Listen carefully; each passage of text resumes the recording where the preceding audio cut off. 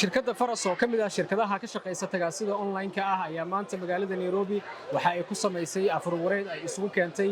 mas'uuliyiin kala duwan oo kamid yahay xildhibaanka degmada Kamakuji ee magaalada Nairobi iyo sidoo kale safiirka Soomaaliya u fadhiya dalka Kenya Jibril Ibrahim Abdulle.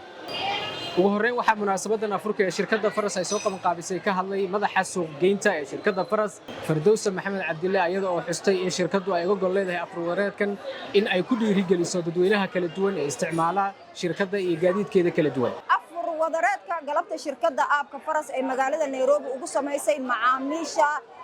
shirkadda iyo ganacsatada magaalada Nairobi iyo waliba asxaabta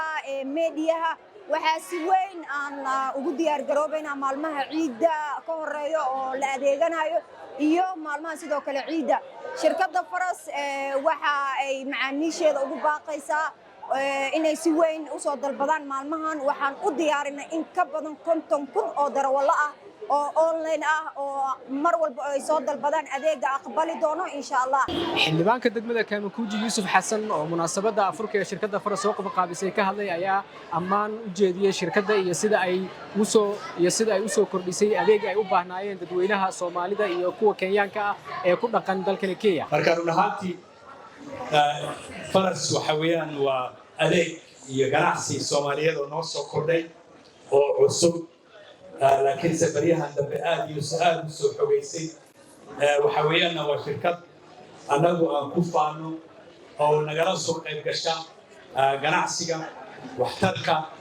iyo caawimaadda dadka tabaalaysan deegaanka Kamakuji had iyo jeer taana way ku mahadsan yihiin midda kalena waxa weeyaan ummadaha marka ay korayaan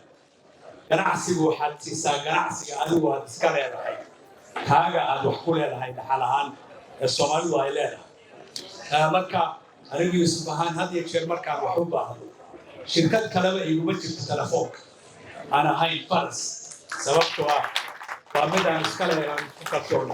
ugu dambeyntii waxaa munaasabada ka hadlay safiirka dalka Kenya u fadhiya Soomaaliya Jibril Ibrahim Abdulle asagoo oo sidoo kale ku bogaadiyay shirkadda Faras in ay sare u qaado ammaanka iyo badqabka dadka shacabka ay u adeegayso. waxaan marka hore leeyahay Alan iyo teamkiisa congratulations.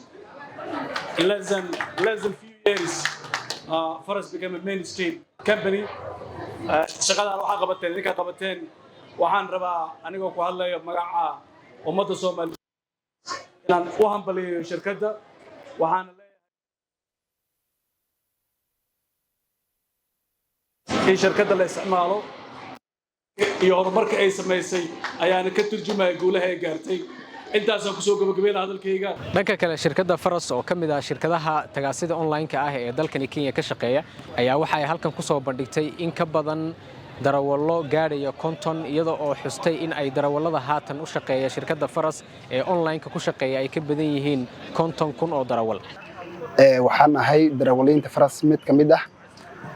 marka Soomaali meel joogtaan waxay idin dhaha soo dhawaada ciidi baa soo dhow alxamdulillah ramadaanki si qeyr buu ku dhamaanaya ciidiya soo dhow ciidaas waxaan rajaynayaa in wiil Soomaali meel joogtid baa soo dalbatid aad hela doontid ma faantay discount fiican waa la idin sameeynaya sida qolada Faras macnaha u shaqeyn haysa darawalka macal customerka waa la hagaajitoona cid dhibonaysa ma lahan markay ciidda dhamaanaysa anagoo wada faraxsan insha Allah Farasna saa ognahay waxa iska leh Soomaali ma lagu taageero. Anas Dalifiye warbaahinta Shabeelle magaalada Nairobi.